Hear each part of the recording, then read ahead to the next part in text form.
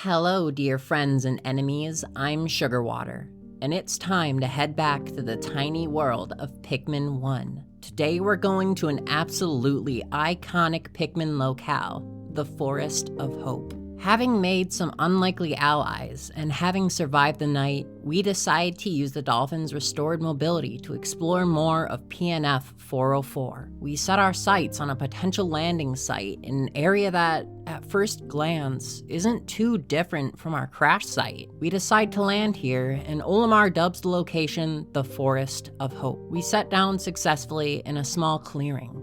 It's walled off from the rest of the area and should provide an isolated place for us to plan our next move. At least, until we have to bring those walls down. The Pikmin's onion lands with us, and we gather up our leafy army as our first real day begins. The Forest of Hope is where the game truly begins for us. We now have a day meter in the top of the screen, limiting our activities to about 13 real-world minutes per day. The game greets you on your first day by showing you some of the other things that Pikmin can do. It walls you in here, making you naturally curious about how to get out and how to get moving. This way, even if you tried to throw Pikmin at the stone wall to no avail, without actively thinking about it, you'll come to the conclusion that the bramble wall must be the correct route. You throw or swarm your Pikmin, and sure enough, they're getting to work. I love this design so much. It guides you so naturally by limiting you to only two options, which guarantees that you won't feel too overwhelmed or frustrated when one of them doesn't work, because you just try the other one. This little bit of thoughtful design also introduces you to the jingle you hear when Pikmin complete a task. This can be heard no matter where you are in relation to those Pikmin, really encouraging an efficiency-first approach, since you'll know you can go off and do other things and still know that when that wall's been taken down, it'll tell you. Maybe I'm just easily impressed, but I love it. I still get so much serotonin when I hear it go off.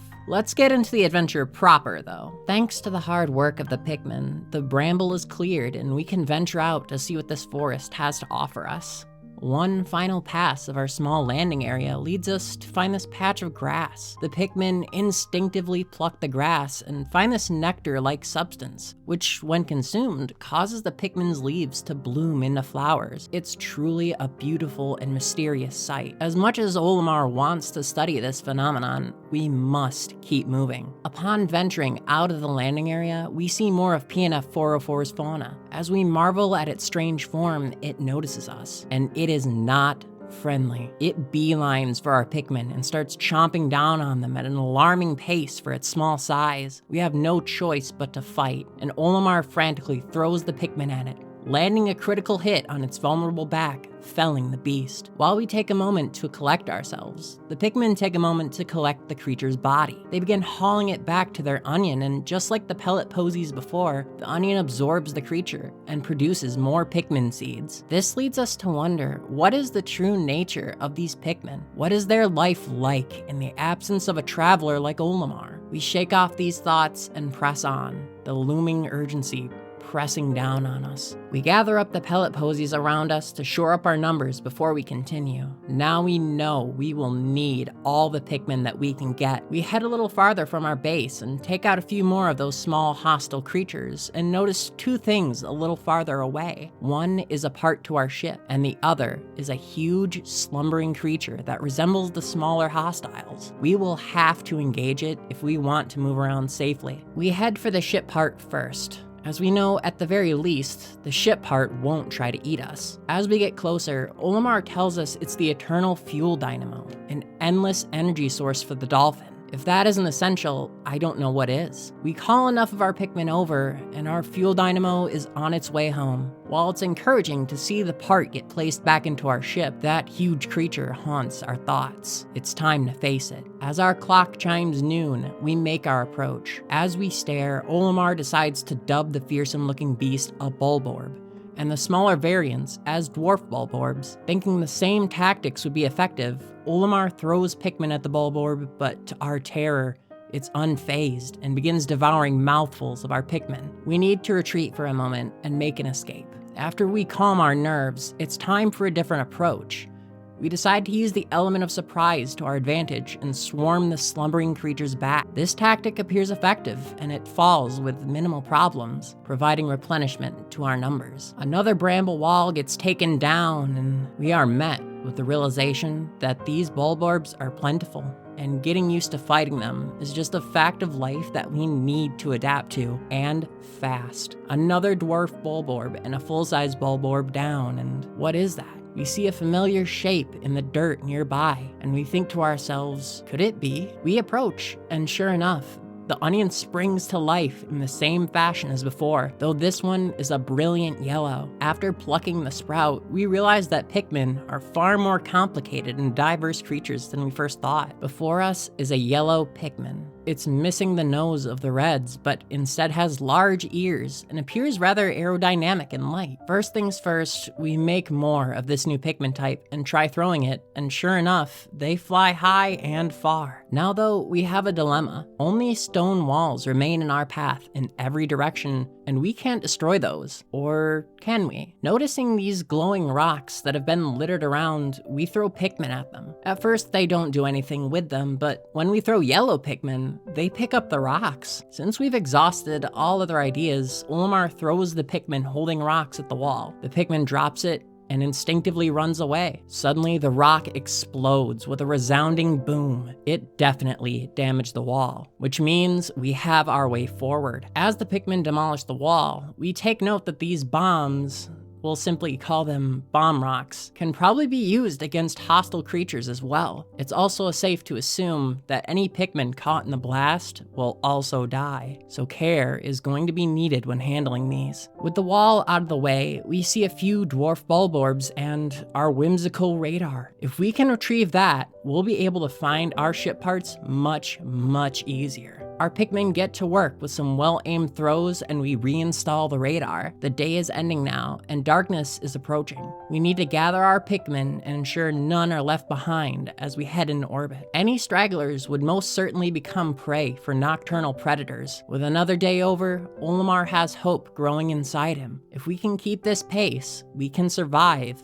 and make it off of this planet. This is where the game really starts to test you on what you've learned, and it makes you feel great when you overcome each obstacle. The game gives you the opportunity to get used to combat with just one small but still dangerous enemy, and it really drives into you the fact that you and your Pikmin are still fragile. You have numbers and teamwork that can take out the biggest of threats, but you're also fragile enough individually that even a small threat can easily cut your numbers down. You aren't the predator here. You're thoroughly the prey. This encounter also makes you aware that if you fight smart, you can be a very effective survivor. The game then ramps that up considerably only a few steps later with the much larger threat of a bulborb. If you're a new player, you're not gonna know how to tackle this. You're gonna try and throw Pikmin and likely get a few mouthfuls of them killed. But Pikmin rewards tactical thinking, and if you go around back and hit them with all you've got, you might be able to take them out before they can even stand up. The only design so far that I take issue with is the Bomb Rock's introduction. It does a well enough job of introducing that mechanic, but a bigger hint in that direction would have been nice, since there's really no obvious indication that only yellow Pikmin specifically can handle explosives. However, I think it does succeed in making the player feel more clever doing it the way that it does. So there's pros and cons to that design decision, if you're asking me. There's still a lot left to see in the forest though. With a new day dawning and our successful exploration yesterday still fresh in our minds, it's time for Olimar to head back down to the Forest of Hope. As we and our Pikmin descend, a day of infinite potential awaits. A new day on the surface begins, and Olimar's first order of business is to harvest more nectar from the grass in our base. Olimar had noticed that after flowering, our Pikmin have become far more efficient, faster, stronger, and more coordinated than their leafy brethren. Having given our army an advantage, we set out and begin collecting bomb rocks for any trials that await. As we explore, we notice that the area is eerily empty. All the hostile wildlife that we fought off on our first visit are still gone. For how long, Olimar is unsure, but for the moment, we can work in peace. Though peace is never lasting on PNF 404. Approaching an unexplored part of this area, we hear a quiet burrowing, and suddenly the ground erupts.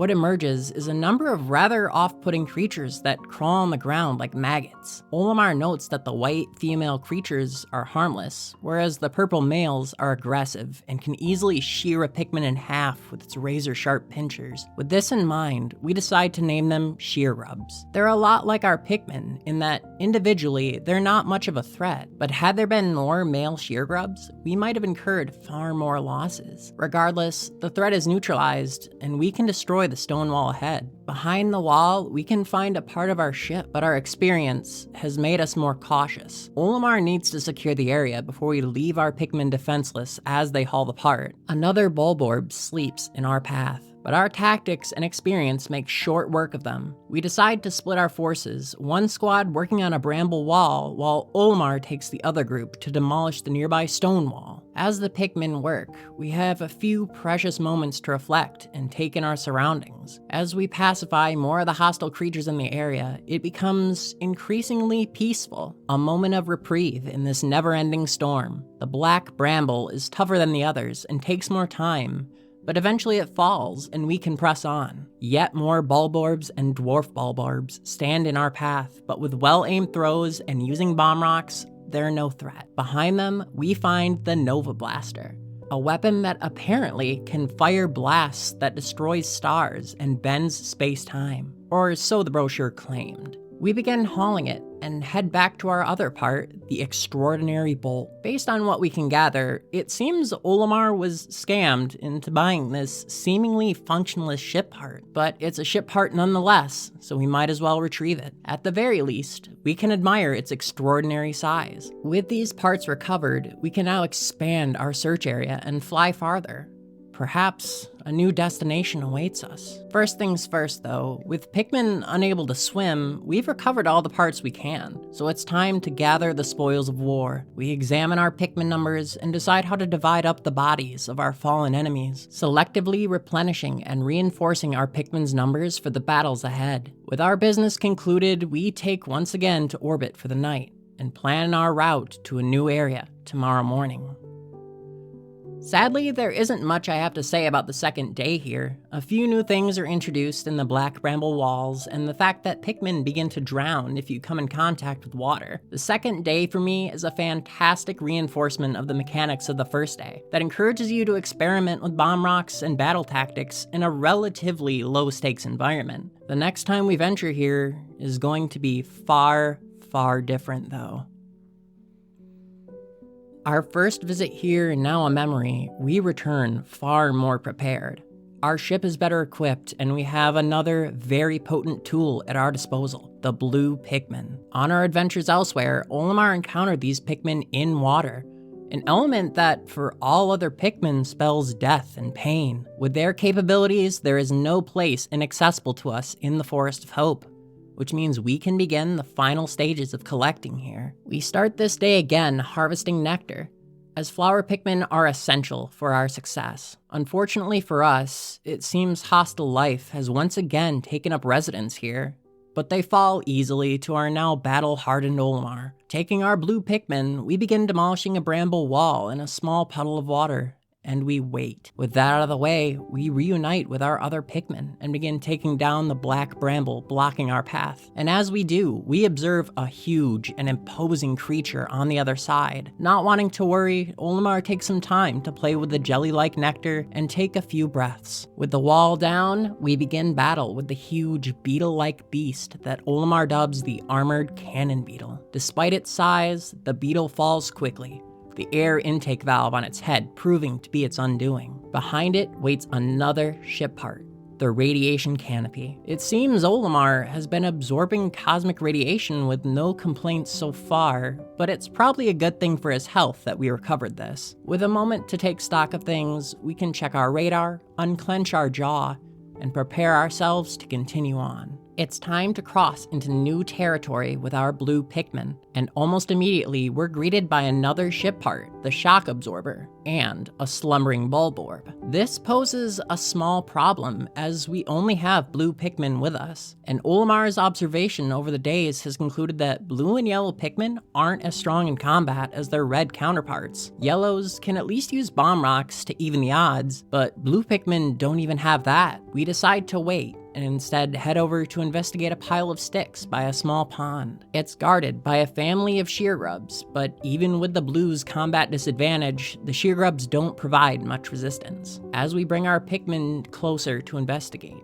they begin to build using the materials. The Pikmin seem to instinctively understand basic problem solving and construction, a skill that Olimar is certain will be invaluable in the coming days. If we can build this bridge, we'll be able to cross the water with our other colors of Pikmin. And more importantly, they can help retrieve what awaits on the other side, another ship part. Making our way through the pond with the blues, we encounter small, tadpole-like creatures that we'll call wollywogs. They don't appear hostile or dangerous, so we can leave them alone for now. With the bridge finished, we find Olimar's Sagittarius, a ship part that isn't mechanically essential, but emotionally is massive for Olimar. His son gave him this as a gift, and in the harsh and dire circumstances, the Sagittarius brings Olimar comfort as he dreams of making it back to his son on Hecate. With a little more exploring, we find a family of bulborbs and dwarf bulborbs blocking our would-be path. We take them out and decide that, with time running short today,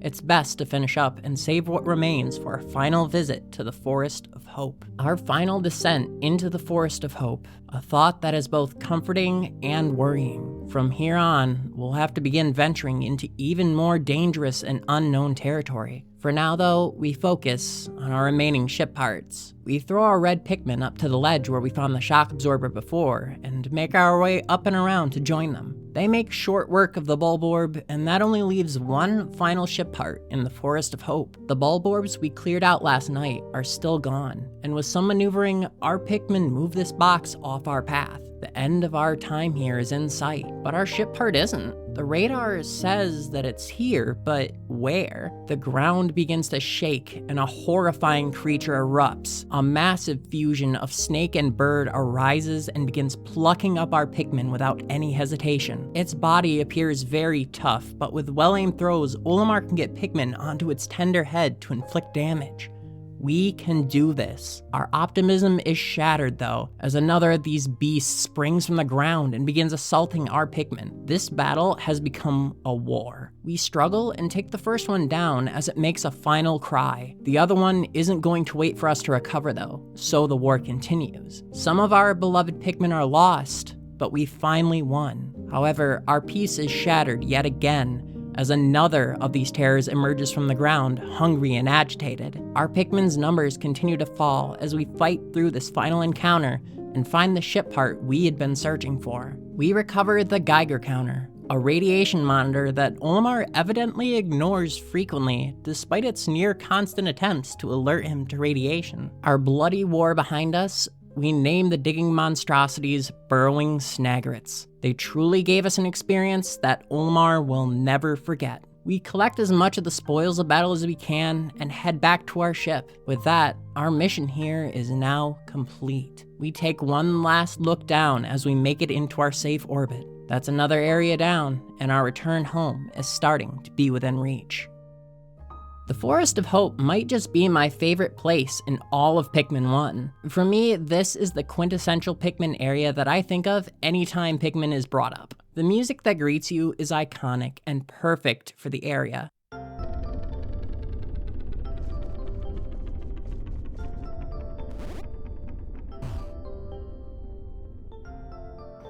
The visuals are enjoyable in the remaster and the original, and it really sells that this isn't just a level in a game. No, this is a habitat. This is a place where life goes on even when you're not there to see it or take part in it. It feels organic and peaceful, just as much as it feels terrifying and unknown. This is also where we really start to see remnants of humanity in the debris, and it also gives us an idea of just how small Olimar, the Pikmin, and our adventure really is. It gives you that vague sense that you're exploring in a world that's made for things much larger than you, and it creates a unique sensation of anxiety. Of course, we know there's no humans in Pikmin games, but it still plants the seed in our mind that what if a human were to just stumble upon us? Or more likely, the first thought you have is, where are the humans? That's a talking point for another time though. From your first real taste of freedom to encountering the terror of the Snagret nest for the first time, the Forest of Hope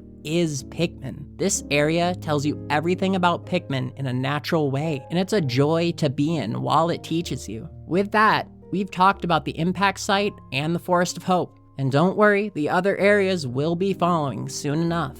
I hope you enjoyed your time with me today, and I'd really love if you gave me a like, a comment, or better yet, a sub. I'm trying to make YouTube my career after so many years procrastinating, so I really hope you'll join me on everything to come. Other ways to support include Patreon or commissioning me for art.